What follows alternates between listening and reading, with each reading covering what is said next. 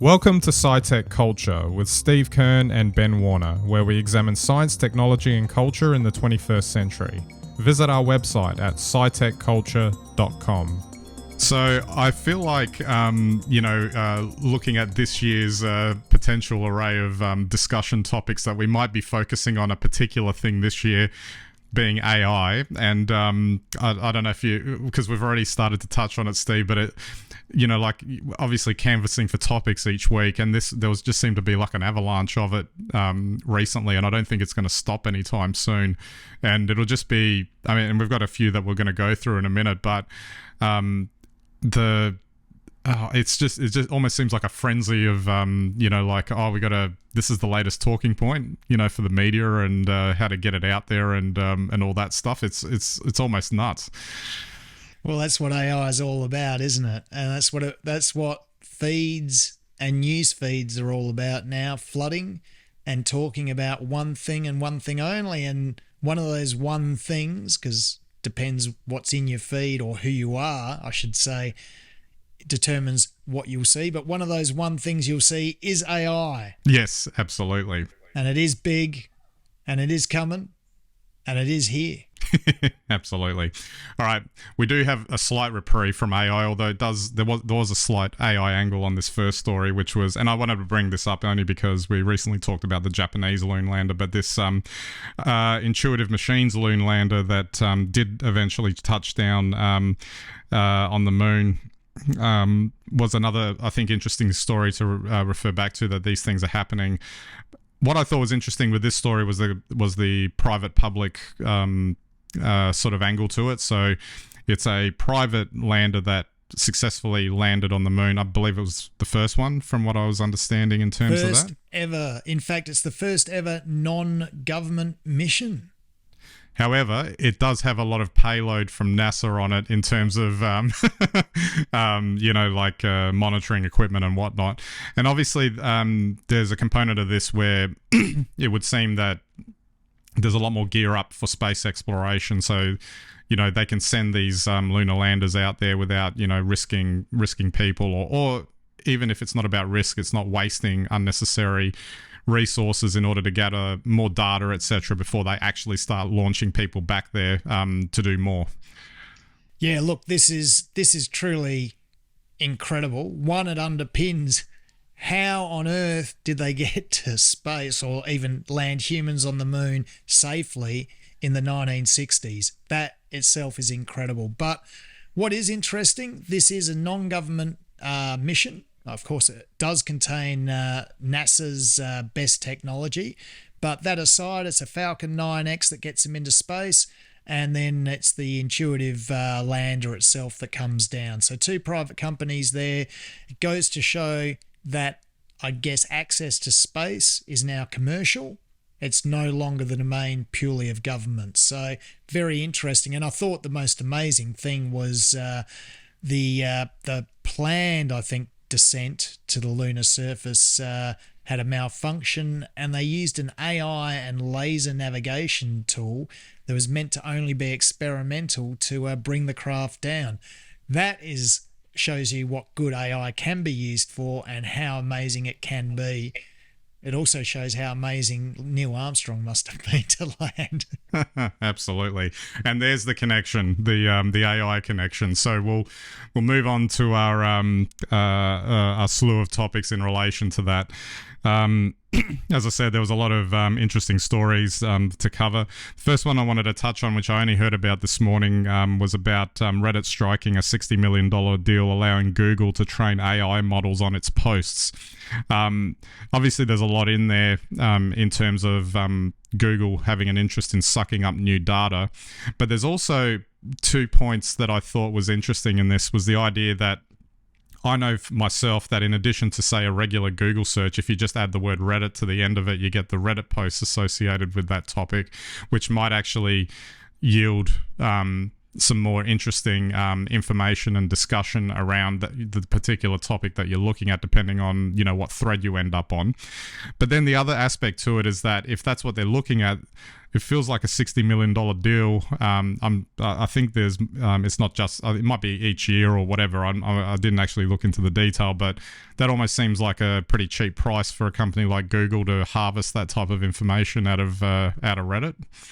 Oh, I would say so. I mean, it's amazing, you know, in the couple of years since we've seen ChatGPT come to the fore, you know, already I think these companies, and Google especially, which effectively has a mortgage on the internet as it is through its search engine, is already looking for new data, which is the point you made to kick off with. So the difference is that Reddit self-generates data. There's a post, and basically the level of interest in that post is what creates, I guess, the commentary and the dialogue that exists online, and also the levels of interest. And Reddit, you know, it basically influences a lot of Google searches, I'm sure. And I know this from gaming. If you ever look for a particular, you know, gaming solution or hack, you know, you'll see Reddit posts on that as well. So there's no question that for Google, this may in some ways assist with its predictive AI function rather than looking merely back at historical search history. So very interesting, but I agree with you. It seems ultimately for what it might produce, it seems very cheap. Google's got a bit more money than that for sure. Speaking of money, obviously Nvidia and its chips, I think we touched on it last week, but what was obviously interesting here was this massive revenue, the announcement of this massive boost in its revenue, up 256% over the prior year on the basic, you know, understanding that they're going to be heavily getting into the AI space and called more upon, you know, to develop those GPU chips that were, you know, previously, you know, for games and stuff, and now they're going to go towards AI, almost to the point where now it's pushing the company's value to the point of, you know, being on the levels of like Microsoft and Apple, etc. And I mean, good for them. Like that's the market recognizing the commentary around the supposed importance of AI, I guess, for lack of a better term. But it also kind of it's a financial marker of where the discussion is going on this. And you know, if I guess whether they're lucky, they were in the right place at the right time with just happening to have the right chips. Good for them, but you know, that this is going to like really make them quite significant if the progress goes this way. Oh yes, it's huge. But I think, you know, you have to look at the chip market in perspective.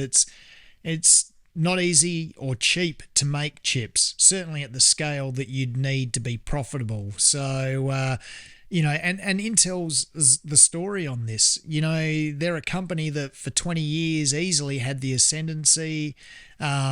And one wrong turn, and you can see how much effort and at what expense Intel are having to go to now to play catch up. So they've gone from being top to just an also-ran within a handful of years. So Nvidia, you know, used to make what we used to think were just, you know, graphics chips, GPUs, whatever, you know, good for games, you know, etc., etc. But that wasn't really what was important, you know, in your PC, you know, was, you know, the hardcore high gigahertz chip, you know.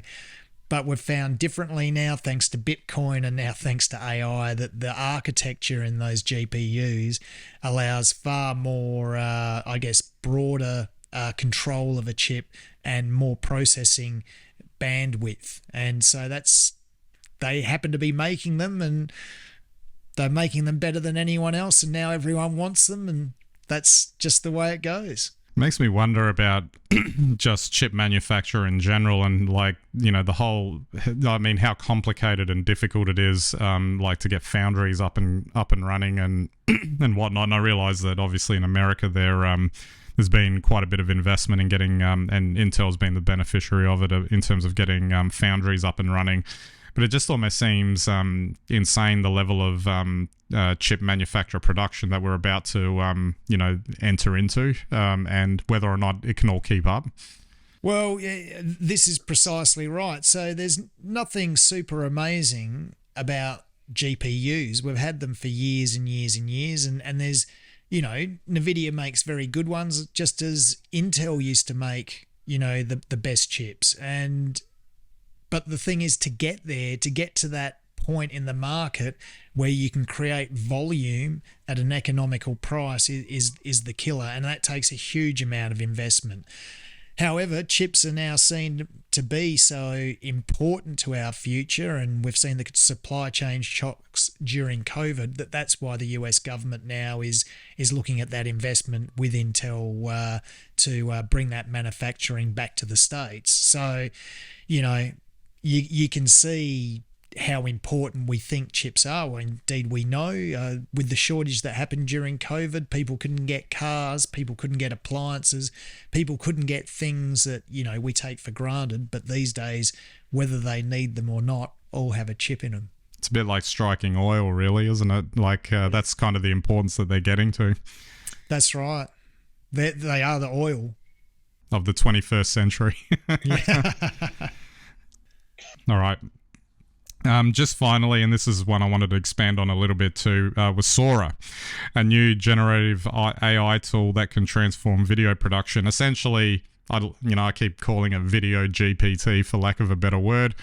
Look, it's impressive. You type in some text and then it can punch out a pretty, realistic high-res 4K video of whatever you want. Obviously, it still needs a bit of work, and I've watched some videos where it's, the video's been picked apart a bit, where it's, where the gaps in the videos are, etc. But what I thought was interesting was also the inevitable response to it. So a bit like what happened with ChatGPT and this fear that no one was going to, no professional was going to be able to write again because, anyone could just type in something and get what they wanted. Obviously, video production people, probably film production people, etc., have mentioned concerns around this only because there's a suggestion that you don't need them anymore to actually produce the videos, which I thought was interesting because, if you want new stuff, you still need those people to actually produce it, because Sora is only going to, generate videos based on what's already out there, just like ChatGPT does it with text. So, I mean, and the other thing is just like the traditional application of it. Maybe there's like some usage cases in there, but I just thought it was a bit crazy. And then obviously you don't even open the can of worms around how this might supercharge things like deep fakes and whatnot, in terms of its application. And then it comes back down to the question of what is the application in terms of this. So a lot of that was swirling around in my mind when I was watching it. I kind of like the idea that, I can just write a couple of lines of text and get a video rather than having to go outside and actually film something. But at the same time, it might be a little bit overblown in that sense. Yeah, pardon me. I can't disagree with you, Ben. For me, it falls exactly in the Chat GPT realm where it's great. I'm going to be making videos now every time I think a sentence. But what then? How am I going to use it? Look, the deep fake situation is already up and running. If this means that it can be automated and happen a bit more quickly, that's really hardly any concern of mine. But you're right. I'm never sure with a lot of the AI hype whether we're just looking at something we should be amazed at, and Sora is amazing. Like the fact that it can do that is amazing. There's no question of that. But what is its actual value? And that would be my question. I suspect that what it'll allow advertising to do is make 6-second ads and flood your YouTube and TikToks and Facebook with really short advertising that visually looks stimulating enough to get you through it. And, because that's where the money is. So I think personally, humans have always struggled to make video for the social platforms because of the strange aspect ratio and because the format is usually 5 to 6 seconds.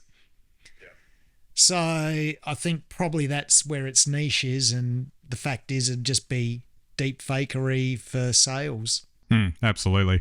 I did want to touch on too, like this hysteria over, like, I don't know, say what it would do, like to say Hollywood, for instance. And I thought it was hilarious, like this kind of example story where someone could just write in there, you know, give me the latest Marvel film with, you know, Captain America and Iron Man and whatever heroes I choose to be in there, and it'll create an Avengers film.